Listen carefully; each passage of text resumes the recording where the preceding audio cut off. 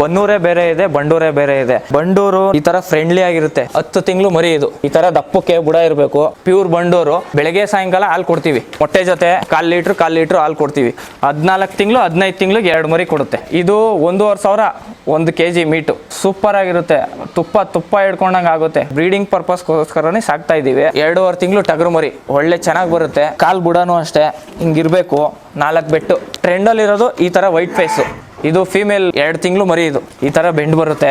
Friendly ಆಗಿರುತ್ತೆ.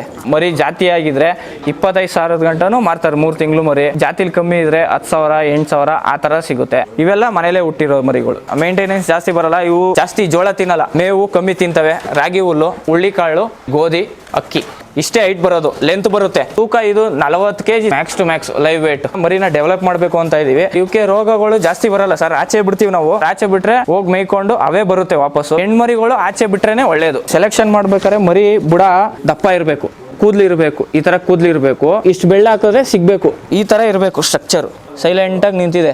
ಆದ್ರೆ ನಾಟಿ ಮರಿಗಳು ಹಿಂಗ್ ನಿಂತ್ಕೊಳ್ಳಲ್ಲ. 7 ಮಂತ್ಸ್ ಮರಿ ಇದು. ಅಮ್ಮಲ್ಲೇ ಹುಟ್ಟಿ ಮರಿ ಈ ತರ ಆಗಿರೋದು. 1 ಇಯರ್ಗೆ ಬ್ರೀಡಿಂಗ್ ಸ್ಟಾರ್ಟ್ ಆಗುತ್ತೆ. ಇದು ಹೆಣ್ಮರಿ 2.5 ವರ್ಷ ಆಗಿದೆ. 4ನೇ ಸತಿ ಮರಿ ಹಾಕುತ್ತೆ. ಆಲ್ರೆಡಿ ಪ್ರೆಗ್ನೆನ್ಸಿ ತಗೊಂಡಿದೆ. ರಾಜ್ರವರು ಇದ್ ಮಾಡ್ಬಿಟ್ಟು ಹೋಗಿದ್ದು ಒಂದು 10,000 ಗಂಟ ಮರಿ ಇರ್ಬೋದು ಅಷ್ಟೇ ಈಗಿನ ಪ್ರೆಸೆಂಟ್ ಸಿಚುವೇಶನ್ ಅಲ್ಲಿ. ಇವಾಗ ಜಾಸ್ತಿ ಆಗ್ತಾ ಇದೆ. ಬನ್ನೂರ್ದು ಆದ್ರೆ ಉದ್ದ ನಾಟಿ ತರ ಬರುತ್ತೆ.